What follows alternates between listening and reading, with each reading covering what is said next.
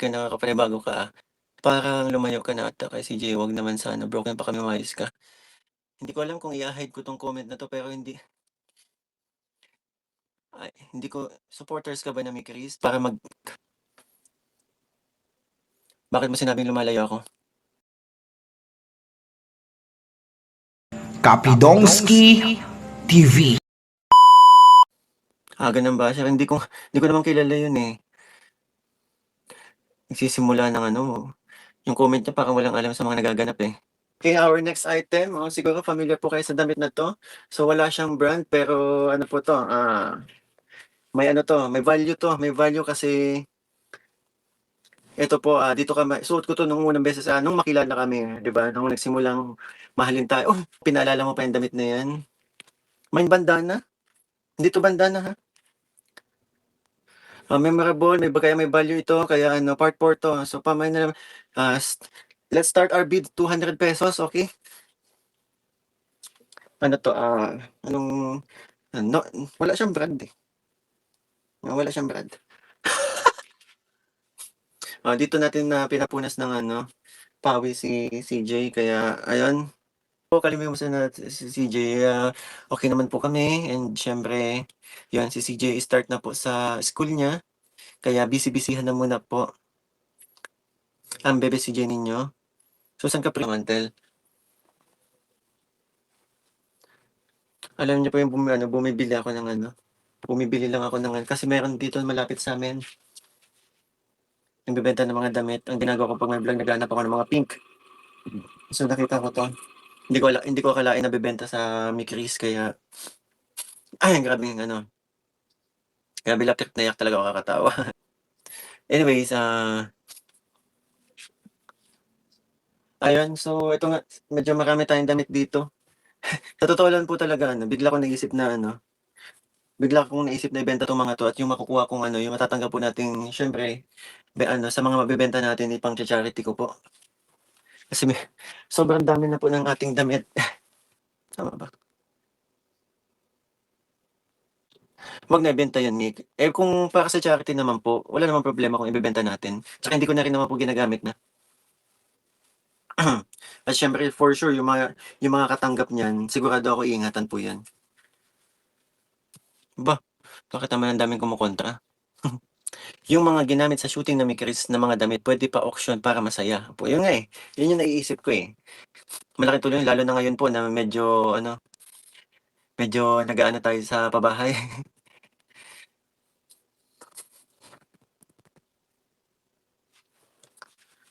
Puwede live selling with Papa Balls mix for charity naman, tama. Kaya hindi ko maintindihan bakit po may kumokontra. May pampam na naman dito, tarantado. Po. Sorry po, kung hindi ko na po masyadong naano dito kasi medyo mahirap pong pag-usapan.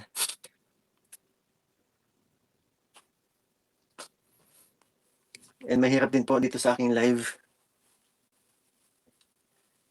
Alam niyo naman, true mix iwas na lang, daming mata nakamasid sa'yo mismo. Kaya medyo mahirap po sa part ko na pag-usapan po siyempre. Dami namang bawal, hindi po maraming bawal, hindi po bawal ang ano niyan, marami pong nagmamata sa amin at iniiwasan lang po, hindi po dahil sa bawal. Baka may pinoprotektahan ka lang. What do you mean pinoprotektahan? Yan,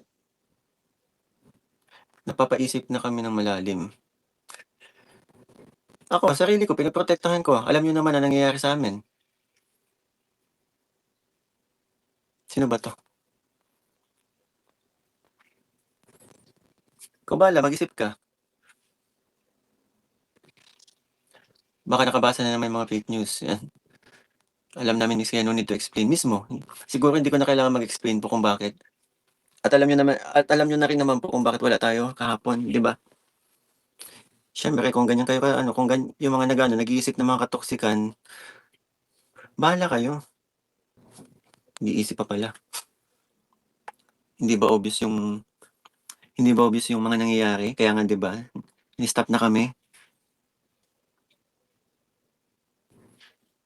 Basher pala. Hinihintay ko pa naman mag-ano, eh. Huwag mo dinadamay yung mga solid. Kung ikaw ganyan ka mag-isip, wag mo idamay yung mga solid, loko 'to. O baka siya na naman yung ano, baka yan nagko-comment na yan na naman yata yung kilala 'no, si ante mong nagpapanggap na supporters. Ante, pinasok mo na naman ba yung live ko? Ante mong nagpapanggap na supporters ba na nabisto natin? Wag mo nang idamay yung mga solid. Tama, overthink na naman sila, malala. Mix, may pinoprotektahan talaga. Yan, si Mix, sarili niya at yun. Hindi lahat ng bagay kailangan ng explanation, basta kikinig lang, magmamasid na nangyayari sa paligid, madali lang intindihan ang sitwasyon. Pero kung hindi mo naintindihan ang sitwasyon, tsupi ka na lang. Huwag mo na idamay yung mga maayos at mga solid mag-isip. Ay, mga solid na hindi kagaya ng pag-iisip mo kung sino ka man. Strudels, ma-stress kami pag na-stress ka. Hindi po tayo stress. Nakakapangit ang ma-stress, kaya huwag nang ano. Hindi talaga yung sinabi ni Piolo Pascual, kailangan niya daw ng explanation. I need an explanation. I need an acceptable reason. Yun yung sinabi. Oh, ano naman sinabi kong masama? Ano, merely ilanan. May sinabi ba tayong masama? Ano ba yan? Pabihira naman kayo.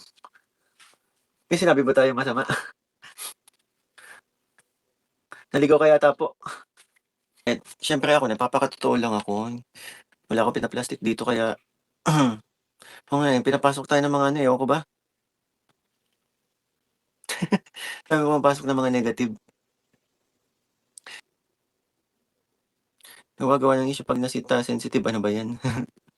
Siyempre, yung natural na ugali natin, eh, pinakita lang din natin po.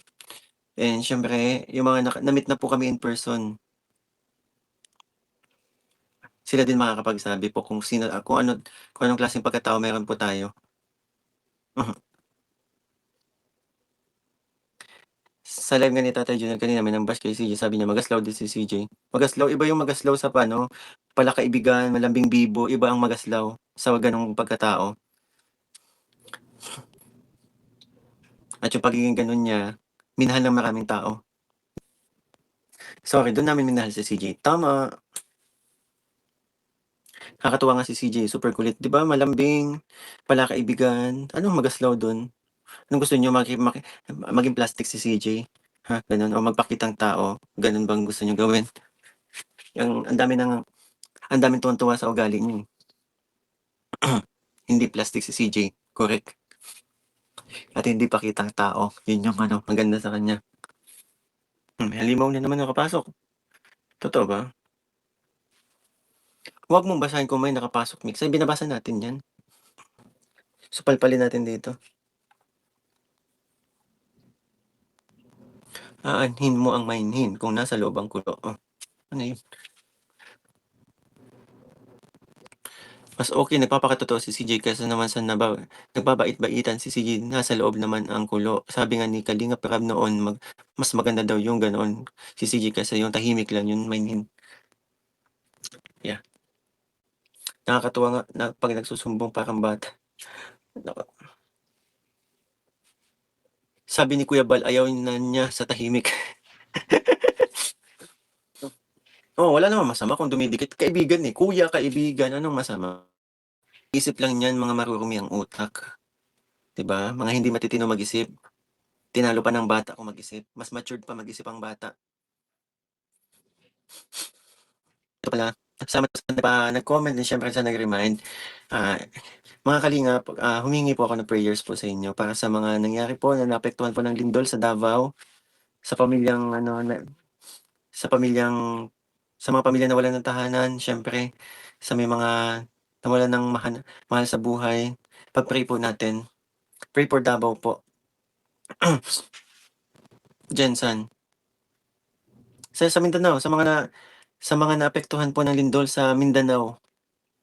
Grabe yung General Santos City, 7.8 magnitude, grabe.